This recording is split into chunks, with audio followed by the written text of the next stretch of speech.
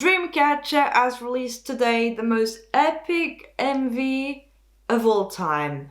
I said it. I can't remember any other. So they made me forget every single other possible epic MV. That's an achievement. Hi everyone, welcome to today's video. I hope you're all doing well. My name is Danny and today I wanted to talk to you guys about Dreamcatcher. I freaking love the girls of Dreamcatcher. Since Chase Me, they managed to grab my attention and make me a hardcore stan. I freaking love what they do. Every single new release, they manage to keep the same concept, but be so creative about it. Which is so special for a K-pop group because most of the time they sort of find a formula that works really well. They try to do new versions of the same formula while not changing that much about it and make it all the time. And I find that with Dreamcatcher, the DNA of the group is the same and it stays intact for every single new release and even for the B-sides, but then they manage to be so freaking creative with every single new release. And this one is no exception. With Scream, they managed to keep the epicness of any type of NV, choreo, song and everything all in one multiple 1,000 times because honestly I thought that Deja Vu was something outstanding, but with this one I was like, oh my god. So for those that don't know, Dreamcatcher is a 7-member girl group from Happy Face Entertainment, now named Dreamcatcher Company. They changed it not so long ago. Actually, there's only 6 members performing for this new release as Handong is participating in the idol-produced version in China. So it is actually pretty nice the way they sort of acknowledge the fact there's one member missing. And so they decided not just perform the choreo and do the MV without mentioning it. So all throughout the MV, for all of the dance formations, all of the dance shots, you actually see that there's one member adding to the rest of the group and she's wearing a mask, and it's actually the position that Handong will take during the promotions once she goes back to Dreamcatcher. And I thought to myself as I was watching the MV, that is so freaking cool. At first I was like, where the fuck, why is always someone with a mask performing with them? And then I was like, oh, and actually then I read the comments and I was like, oh my god, that makes sense, so much sense. So either way, going back to this new release. So this is actually the main track from their first full-length album called Dystopia Volume 1, The Tree of Language. And honestly, that's a whole thing. Like the title of it, you're like, what? What does it mean? It's so mysterious. It can mean like 1,000 things and it can mean nothing at all. And for me right now, it means nothing at all. I'm still trying to find a meaning to it all. So today I mainly focused on the main track as I was so freaking drawn to it, and that MV just killed me every single time. I did listen to the entire album once, but I don't think it's quite enough to talk about it in depth or make a video just yet. If you want me to do a video about it, tell me in the comments down below. I will gladly do it. I still have to do a video about Moonbyu's album as well, G Friends' and Luna's album as well. So there's a lot to cover. New videos coming up. Subscribe for more. So the MV. The epicness of it all. We start out with a tree, very colorful, very bright, and it's like the introduction to a new fantasy story. And you just see it in like, oh my god, I'm going back to like Lord of the Rings or something, and all of a sudden it turns like dark and the tree becomes all like black and violet, and you're like, oh, this is going to be epic. And it's all about the darkness that takes you over. And they keep on elaborating on the storyline of having like witchcraft and the darkness takes over. And every single time with those types of concepts, not many do that. Like I always think about VIX because they were the kings of that concept. But not many groups do it, and every single time that I see Dreamcatcher do it so beautifully, I'm like, oh my god, so it's possible. You can actually do those types of concepts. It is possible. People like it. Companies, do more.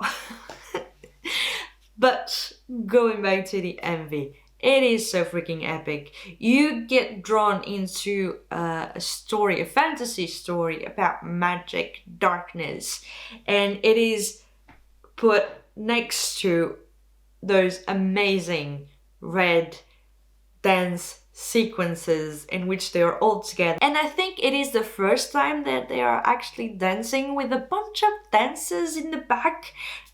I never seen it. I don't remember. Perhaps I'm completely wrong.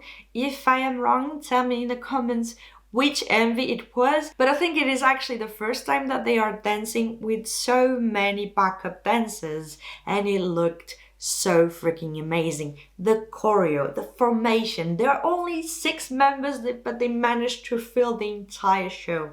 It was amazing. I've watched the MV countless times, and I think with every single different shot I was like I mentioned, the choreo is so freaking amazing. The formation of it just makes it look so freaking powerful, outstanding to look at. You're like just mesmerized by it all, and they still manage to be freaking powerful, and at the same time for the individual shots and whatnot to be so pretty. Actually, in the very beginning of the MV, it starts out with Jiu, and she has purple hair, and it's so freaking pretty. I think she has had like every single color possible in her hair, and every single time she manages to pull it off so beautifully. I'm really hoping that with this new release they might have their first win, because oh my god, it's a whole nother level. Then we have Wooyeon, and she has like her blonde hair, and she's so freaking pretty. By the way, they did do a suit version of this performance as well, and I've watched it, and they are all so freaking pretty. All the rap parts as well are so freaking cool. And one thing that is really interesting is the fact that with previous releases, actually Dami was the one doing most of the rapping, or even all of the rapping, but with exception of Sua sometimes.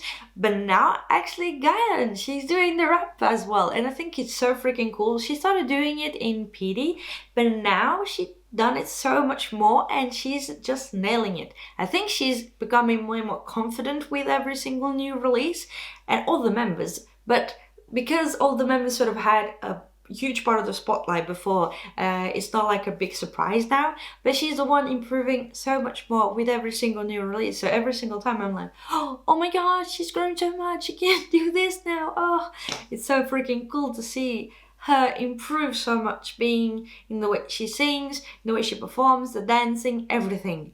And now the rapping as well. I freaking loved it. And now the big part of it all, the song. So we are used to this very rock heavy concept musically for Dreamcatcher, and the catch here is the fact that it really starts out that way. It starts out slow, building it up, and then all of a sudden as we reach the chorus, bam, we have this electronic beat to it, and you're like, oh my god, what's the mixture of it all? And then all of a sudden we have different elements here and there that add so much intensity and epicness to it all. We have like the scream, scream, scream, which is so freaking cool. As we listen to it, we sort of sense the energy build up, and it's just unstoppable. Like I mentioned with the choreo, it is very powerful because it is done onto a song that it is in itself really powerful as well. And one thing that was really cool is the fact that all of the members are singing much deeper than what they usually sing. At the very least, it seems like it.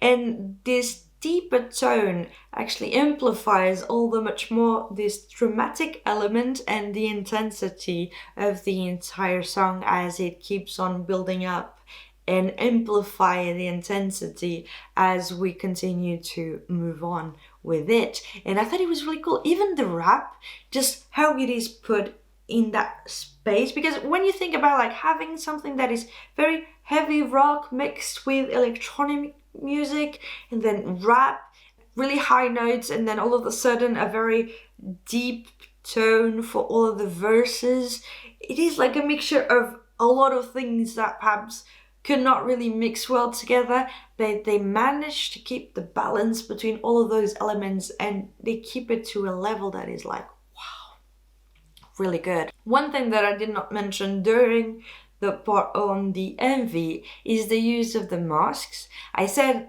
specifically for the dancer that is dancing in the place of Habdong, but when you look at it, there's a lot of times, especially Gaia, and she uses the masks, but I don't know exactly what's the meaning behind it. And overall, we have this darkness, witchcraft, the way they are dressed and everything. We see that they are trying to escape from darkness, which is the sort of common theme with every single release from Dreamcatcher.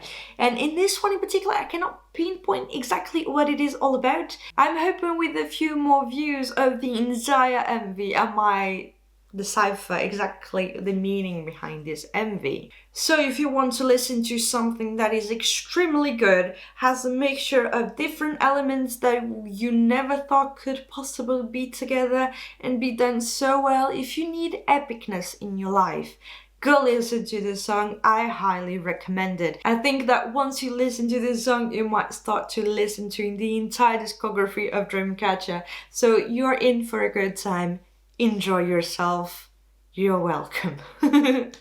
Either way, guys, I think in my opinion, this is like the best release from Dreamcatcher. They are improving so much and so quickly. With every single new release, they manage to top the one set previously, because they are just blowing me away with everything they do. Guys, tell me in the comments down below, what did you think about the MV, the song, the performance, the choreo? Have you watched the sweet version? Tell me everything in the comments down below.